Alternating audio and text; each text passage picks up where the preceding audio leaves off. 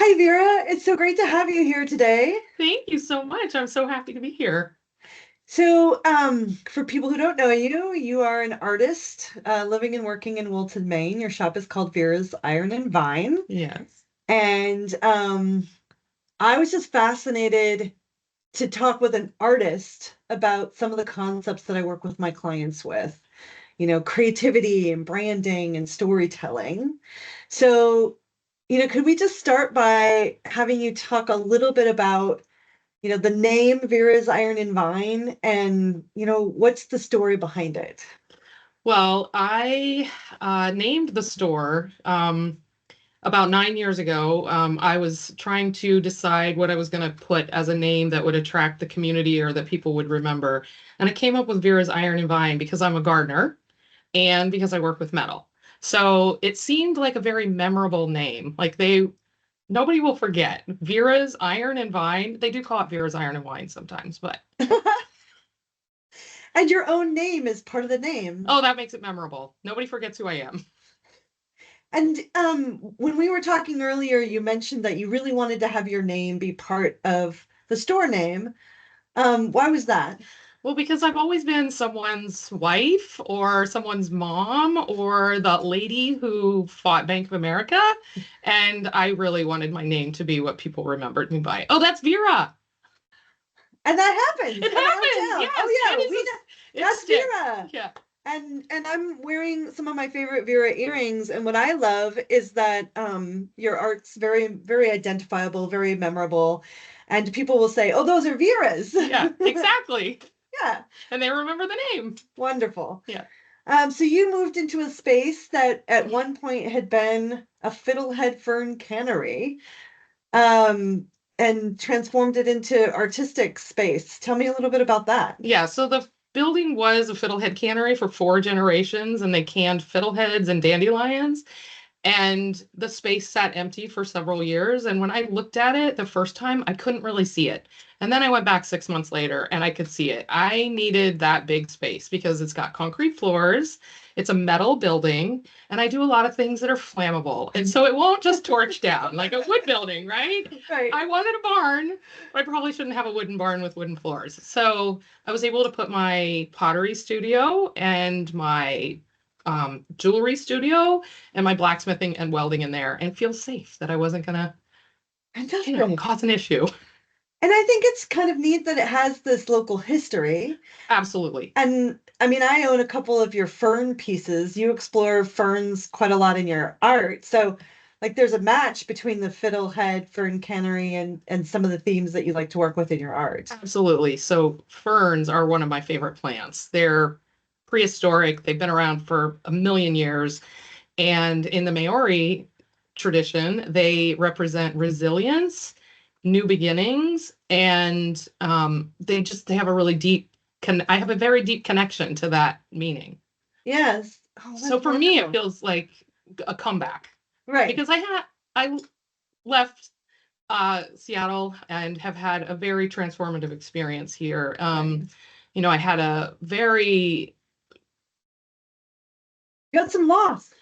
You I had some suffered loss. a lot of grief and loss. I came here with a broken heart, Yeah. and I've been able to really explore my creative process with having all of these different studios and all of these different mediums that I've been working with for years anyway. And now I'm 100% immersed in my creative process, which has been transformatively healing to my heart and my soul. Yeah. And so hearts and some of your pieces also explore the heart theme. And, we've been talking here about brands that have story and heart. Sometimes when I work with more corporate clients, people in the business world, what can happen when they're exploring their personal brand is it's very heady. And it's very like I have to be objective or I have to be serious or I have to be heady. And we miss the heart. So I think we talked a little bit about, how you curate across a whole community of artists for your store. Um, that being on brand for you is often just a feeling. Oh, yeah, it's just a vibe. I mean, sometimes I can immediately see this is something that I'm going to be able to show other people and they're going to fall in love with it as much as I have. So that is a big part of how I choose the artisans for my store. And I mean, I'm usually pretty on point. Yeah, so for listeners, Vera's store basically has, maybe 50 plus different artists, and they work in lots of different mediums. But somehow when you walk into the store, it feels cohesive. It feels like a singular brand experience. And that's just like in many ways something that you've felt out, and sort of felt like, gosh, I either have a connection with this person and it's obvious, but it's not in your head.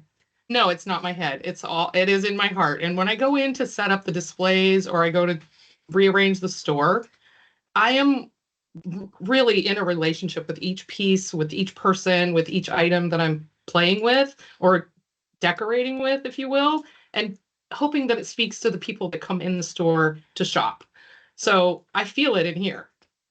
You said something wonderful earlier about how you feel when you're making art.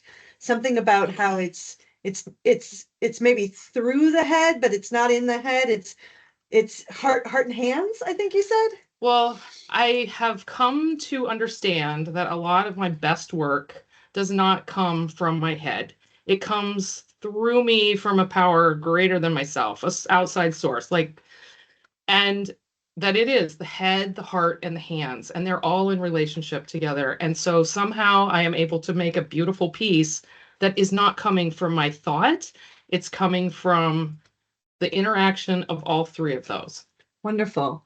So, what is there anything that you could share as an artist to people who are in the business and corporate world as they think about crafting their own unique and differentiating personal brands, how they want to show up in the world? Is there advice that you would give as an artist? I think that the only advice I could give is my own experience. And so for me, it's been incredibly powerful to really settle into my authentic self and do things from my heart and not from my head, which again is the divine three. It comes from somewhere else. And if I allow that to come through me, it usually comes out to everyone experiencing it in a very authentic way. I love that. Authenticity at the core. Yeah. Oh, I show up. I am the same pretty much all day, every day. Like, this is what I wear to work. This is what I wear in the studio. This is who I am at work. This is who I am in the studio. It's Vera! me. It's Vera. Thank you so much for being here today. Thank you, Eve. I really appreciate it. I loved that. That was amazing. That was hard.